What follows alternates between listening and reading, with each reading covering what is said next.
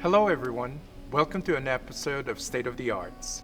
Today, we have a three-part special for you as we celebrate the much-awaited comeback of Mula sa Buwan, a musical about love and defiance that has earned its place among the stars and the hearts of everyone as it shined brightly in both the stage and the awards circuit.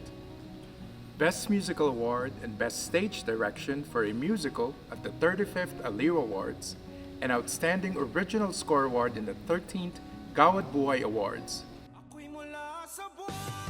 And we're thrilled to welcome Pat Valera, Myke, Salomon, and Pangilinan.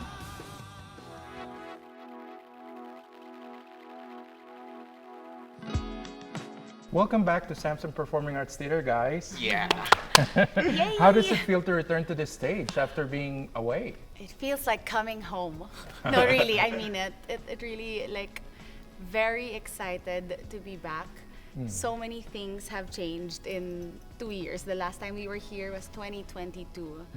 And it feels nice and familiar and cozy and exciting. Yes, Oh, good. I can confidently say that I consider this as my home, theater Oh, home, yeah. because it was right after the pandemic, and it felt really safe, and it gave so much life to us Right. to perform again.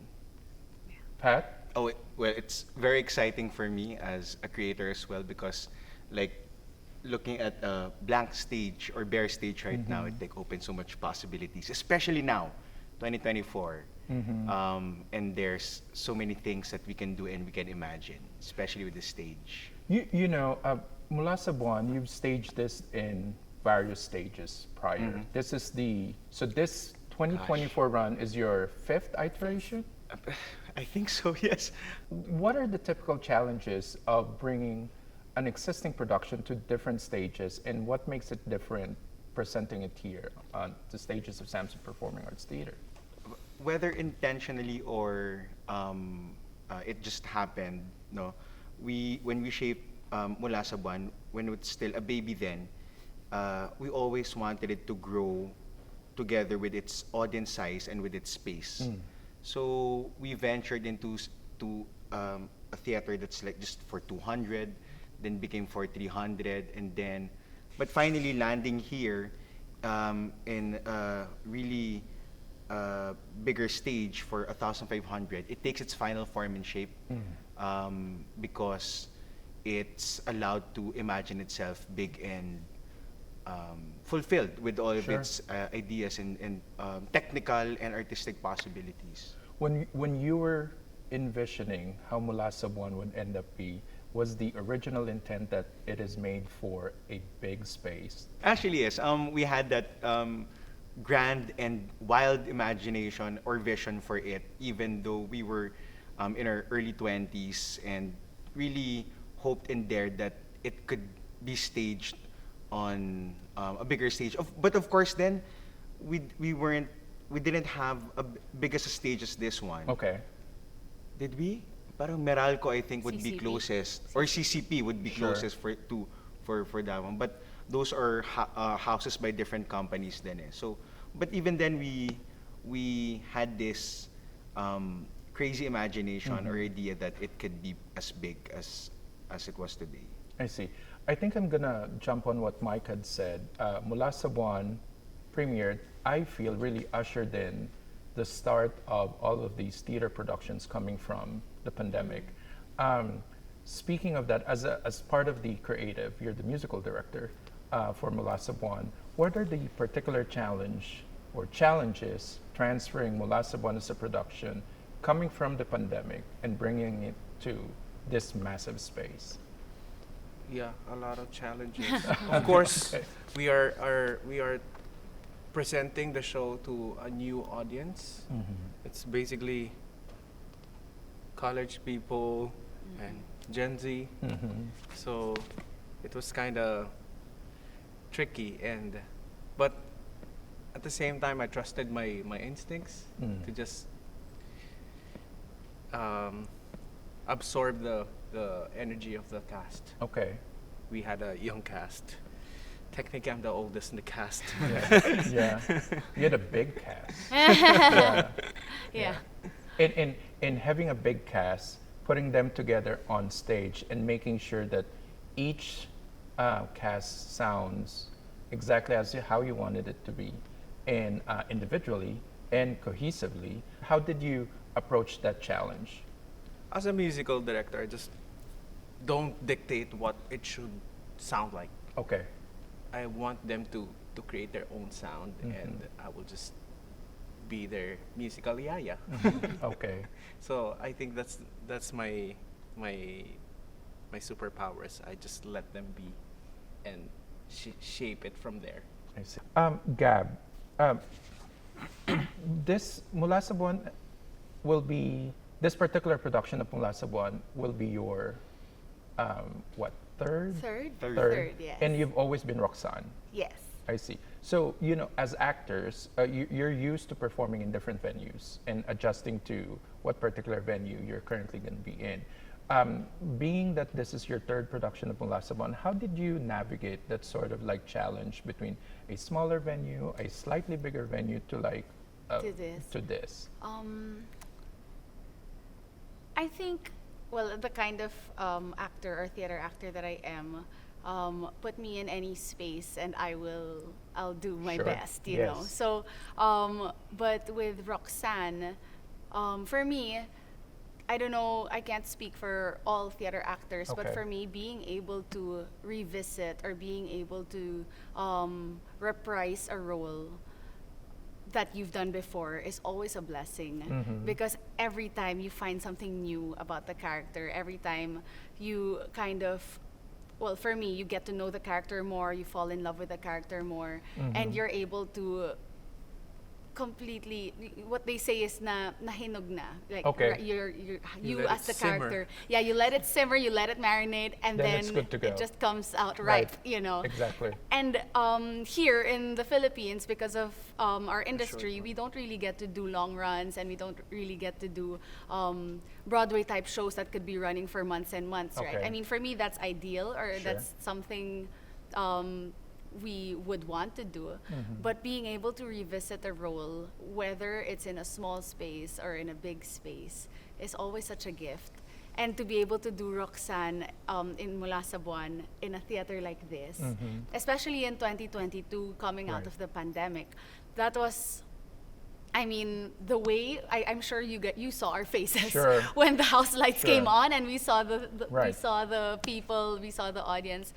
So it's always it's just a blessing and a gift and a privilege to be able to come home to a role, but also come home to a theater that feels like home. Right. So, well, and that's what Samsung really made us feel, like being here in this theater 2 years ago, Right. especially coming out of the pandemic. Yeah. So- I think that's a good segue to my next question. So, talking about the energy and the excitement performing on any stage, how has the production changed since you first created it? How has it grown? Oh gosh. When we first staged it, I remember we just had a couple of apple boxes, a bear set, and 5 lapels that we would pass around, so that we're all amplified one way or another.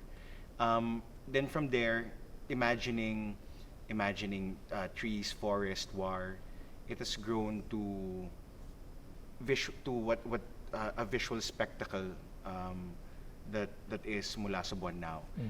However, I think the heart of the production, yes, there are songs that were added, lines that were changed, scenes that were readdressed. The heart is still there.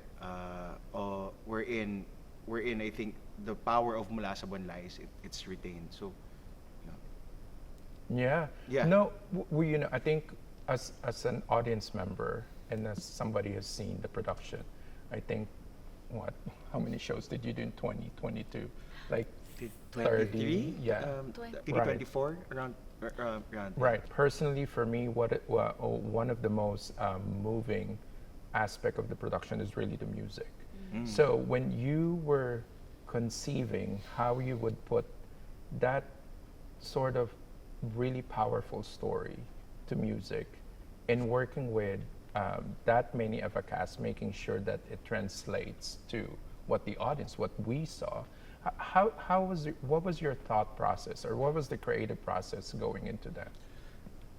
I had to go through a one big pre-prod meeting with them, and I just had to download their ideas. Okay. From direction to the set. When I saw the set design, the initial set design, it spoke to me.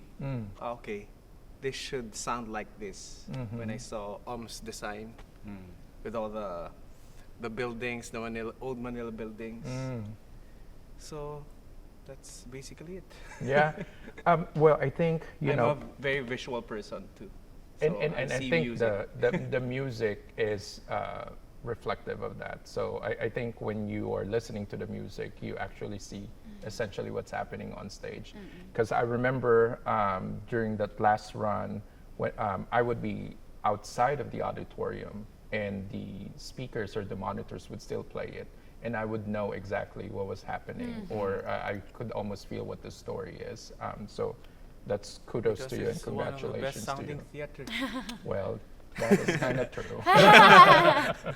No, Gab, talking about growing and this production being what it is now, part of that particular growth is welcoming new Yes. and team members Yeah. or cast. How does that dynamic change from production to production? This is technically my third run of MSB. I mean, there were multiple iterations, but it's only my third rerun. And if in 2018, my Cyrano was Nico Manalo and Myke was my Christian. And then 2022, Myke became my Cyrano and then it was Marky. And then The MC. second run. And then the second one was Right. MC De La Cruz. And what's his name? The best actor guy. Cedric. Cedric, Cedric Juan that's was right. Maximo, yes. right, Yeah. yeah. All these men Right. that change through the years That you just shuffle. that we just shuffle. But I find it so interesting being able to have different co-actors being in the same role, but having different actors play the role that I relate to, like Cyrano, Maximo, Christian. And interestingly enough, I can't, when people ask me like, who's your favorite this, who's your favorite that, I can never pick because it's always a different experience. And my Roxanne, I wouldn't say she changes based on who she relates to, but there's just value, you find value in different parts of the story based on who you're acting with. And in this particular run of Mula sa Buwan 2024, we're also welcoming new Labuans. We're welcoming new cast members. So that's something we're also very excited about. Yeah, that's very exciting. Yeah. I think, Pat, not to put you on the spot, just jumping off what Gab was saying, working through Mula sa Buwan and getting to work with all of these actors from the beginning to now, is there one or two or several in particular that have truly made a lasting impression with you? More than one person, I truly like the process of the growth of the ensemble, the people who are part of the ensemble. Kumbaga, parang Mula sa Buwan or even Cyrano back then was kind of like a training ground for younger people to find their footing in theater and also in the space, because you have a big cast, Right, so and it's a good feeling to see them flourishing after Mula sa Buwan, getting into different companies and getting different roles and thriving in their career. Right. So hirap pumili kung sino doon, but whenever I see them on stage and parang they were part of Mula sa Buwan and now they're happier on stage. Was it always intentional on your end that the cast need to be young? Not necessarily, or the young doesn't have to be necessarily of age, Sure. but of spirit and Okay. of belief. It's better, it's easier because a lot of the productions that I do really interrogate ideals, and to have that young spirit, and to be of that belief, really at that age would lend itself well. But most of the people come in with a firm belief that, okay, this is what we can do with the world. I see. Yeah. Well, I know this particular question is quite unfair to ask creatives like you guys. I have my own answer, but do you guys have a particular favorite part? What's your answer? Okay, You so, first. all right. Mine is quite, not, I don't want to say unique, but mine is kind of strange. I love the reprise. Off. Dun, da, da, da, da, da, da, Right. da, da.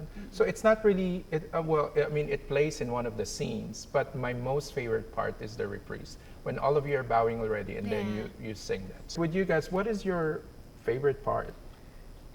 I'll go. Okay, Go. go. It's a very peculiar part. The first time Cyrano is beloved by the audience. And it happens in a very, very small moment wherein after like fights with Maximo, he goes to Carissa. At first, tells him na, it's a line parang, oh, di ka naman kasama dito. Yeah. And then, Siyempre, ikaw din. oh, syempre, ikaw din. And then, you could hear the audience that say na, "Aww."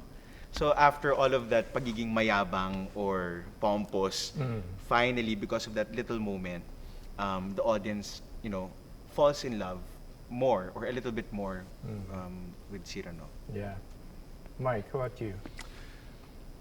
As an actor, a lot. A lot. Yeah. But first, as an audience, Right. because Sure. I saw the pro shot, I just love the first one, the Ghost Light. It was just so brilliant and cathartic, and it's so real. It was like happening in the present. Sure. So that was the best addition to it. And I don't know, as an actor, the war scene, Yeah. everything about it. Yeah, that was beautiful. Well, I think before Gab answers, because you'd mentioned that, so that the ghost light scene, in addition to it being integral to the story, also sort of like silent implications that it was about everybody coming back from the pandemic. I mean, I don't know if that's going to still be part of the 2024 production, but if it is, do you feel that it would still resonate the same way? I would say think yes. so, Okay. yeah. The quality of the theater, it's not just because we're coming home. We're coming home every day, every moment we open, because that's our currency, life and being alive, present, and that's what the ghost light represents. It's always a space that we need to go back to. We need to return Yeah. to. And I think if there's anything that we learned from the pandemic, it's that life is fleeting and True. it has to keep going Right. forward. So every moment has to be special. Sure. And I think that's what that represents, Right. like every moment on stage, because it could be taken away just like that. Actor, every creator has his own ghost light. Ghost Yeah. light, that's true. That's Yeah. true. That's a good point. Well, Gab, I think maybe instead of asking you what's your favorite scene, what is your favorite song to perform? I have a as scene Roxanne? already. Okay. I figured it out. You're right. I think my favorite scene, and I think it's also because it wasn't there before, or maybe it was, but it was an added element to the Cyrano and Roxanne friendship. It's the parallel scenes of the fort. The moment when Cyrano and Roxanne are playing because they go back to their childhood, and then Cyrano brings out the blanket or the tablecloth, and then he puts it That's over right. the chairs, and then Right. they just automatically get transported back to their childhood. And in the end, when that happens again, but this time with the scarf of Right. Cyrano nearing, and for me, it's just so. It means, I don't know why, it just means a lot to me because it's something that, again, it represents life. Right. Sorry, kinikilabutan ako. I can vividly imagine you guys here and Yeah. there. Oh. Diba? Parang there's the Right. representation of Sure. that, and because of their friendship and what that friendship meant to the both of them. Not even just a friendship, but like that relationship or that connection as people, as humans. So for me, that just represents so much, and it just shows how valuable connections are Yeah. to humans. Yeah. Yeah. Well, no, I think, well, my script says so.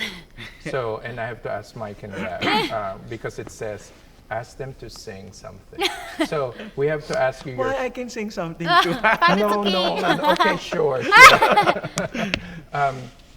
Any favorite Part. part or song that you guys perform in the play? Okay, I can go first. Yeah. My favorite has always been, even when I first saw Mula sa Buwan, and I wasn't Roxanne yet, I saw KL. My favorite has always been Awit ni Roxanne.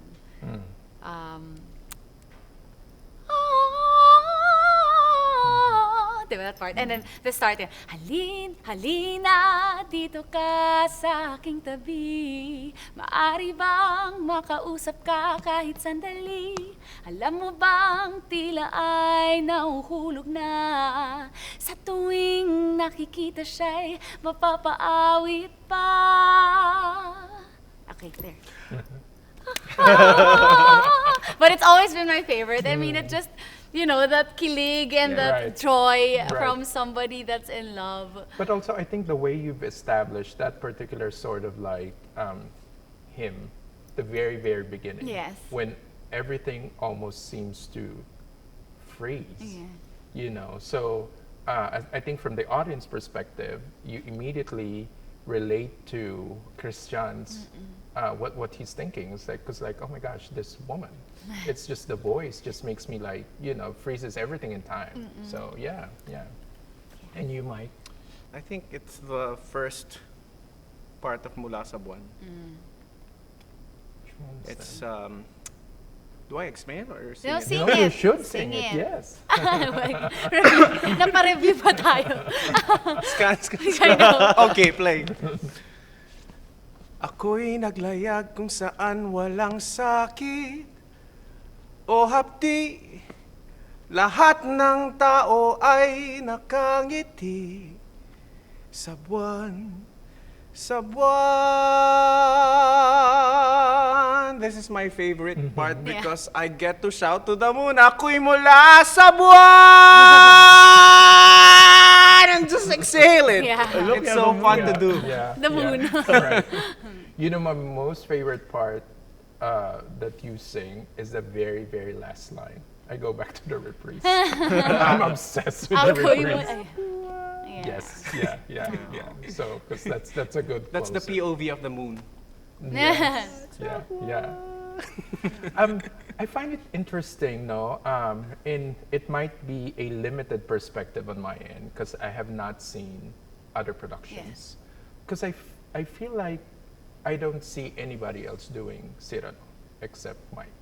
And I feel like I don't see anybody else doing Roxanne except Gab.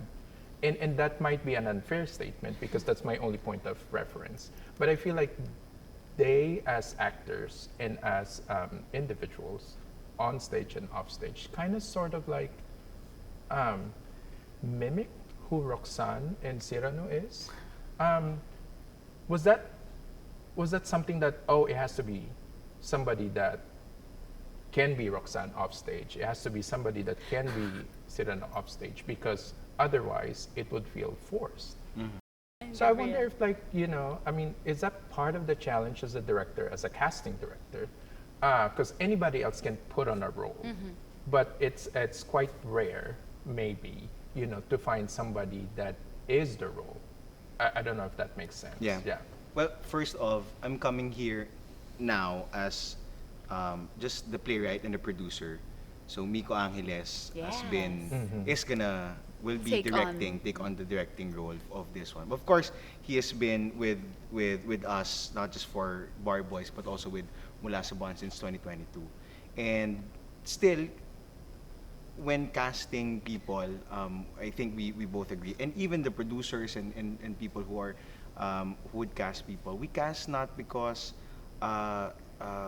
because of talent right now. Talent, availability, and passion for the production right now.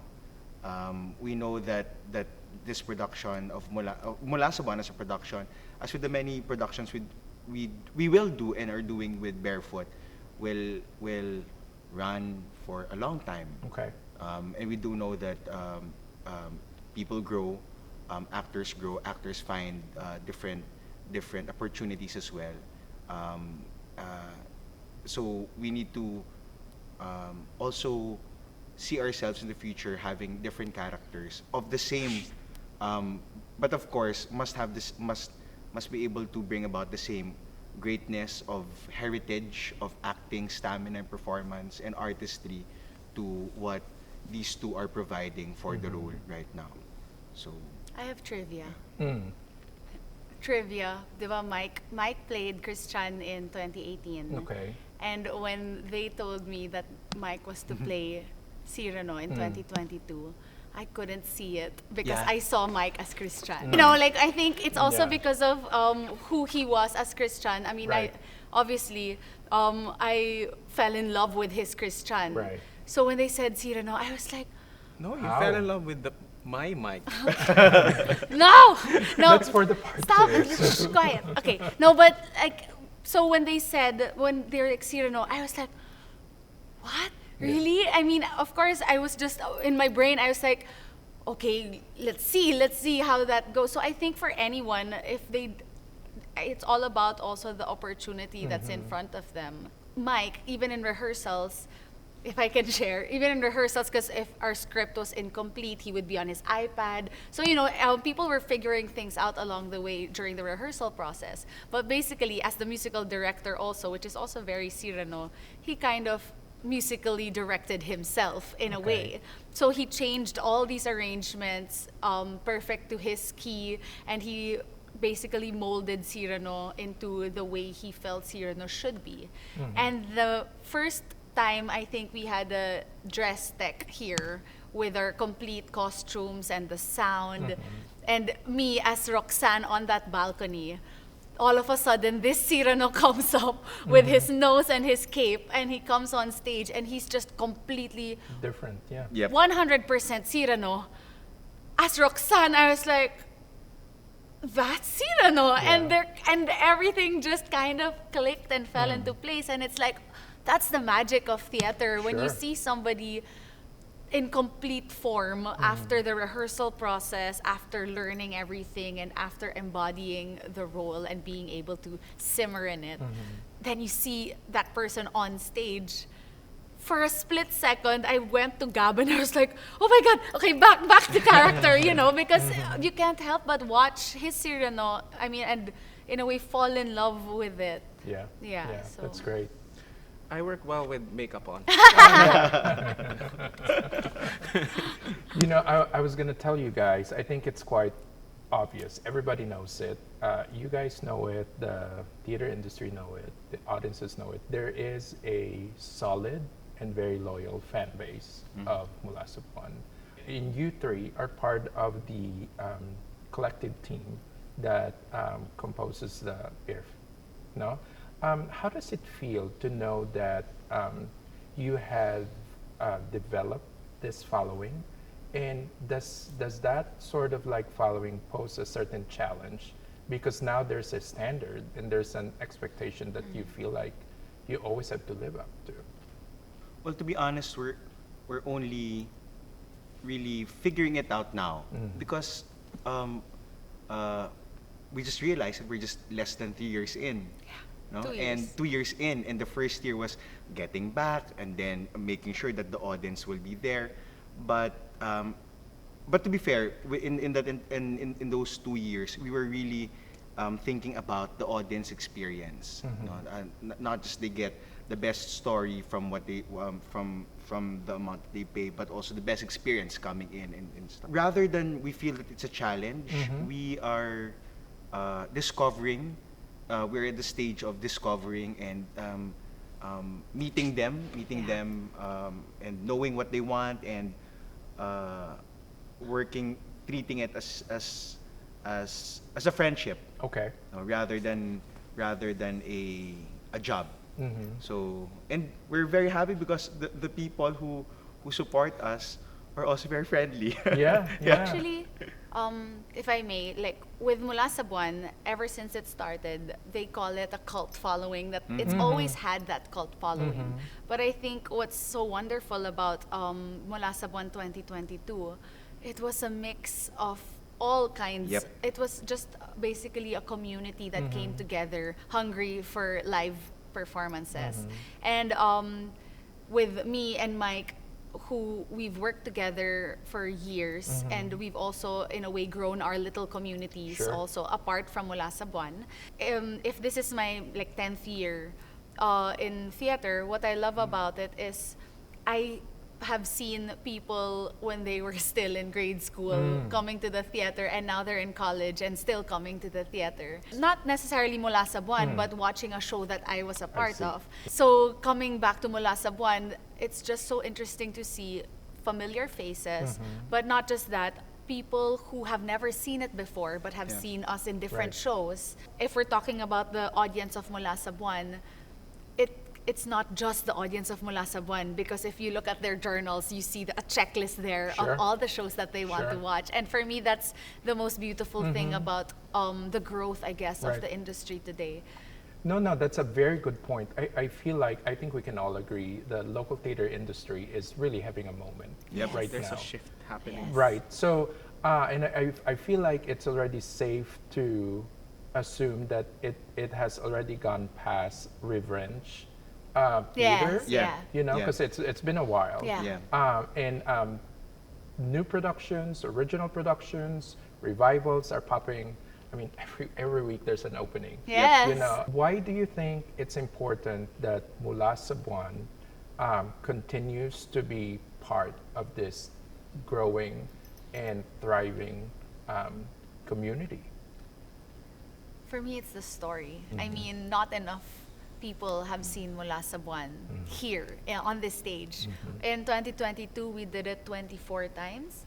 Yeah. And if you do the numbers, that's not nearly enough people. There are so many people Right. who haven't seen it, and there are people who saw the pro shot, but the live experience Oh, of yes. being able to see, hear, and just be here for the Mula sa Buwan experience. I don't think it's been done nearly enough times just yet.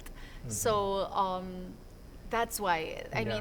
mean, if people wonder, 'cause if there may be people questioning why keep rerunning it, Sure. but I'm like, not a lot of people have seen it. If you Right. think about it, only a handful Yeah. of Yeah. the Manila scene. I mean, we have people flying in from everywhere wanting to see it. We Even have, abroad. Even abroad, we have people saving money just to be able to see it. And for us in the theater industry, I mean, usually they say that theater is for a certain Sure, demographic.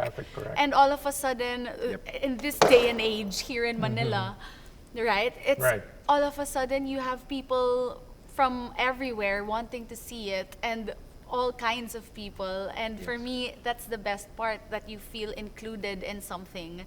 And our audience also, they also often tell us that theater like Samsung Performing Arts Theater could feel daunting, or could feel like you could feel out of place in it because it's so grand and so Sure. beautiful. But the moment that they enter and they feel the community and they feel the people that welcome them, or the people that are watching with them, all of a sudden they feel like they belong. And I Right. think that's what Mula sa Buwan does for an audience, for the audience.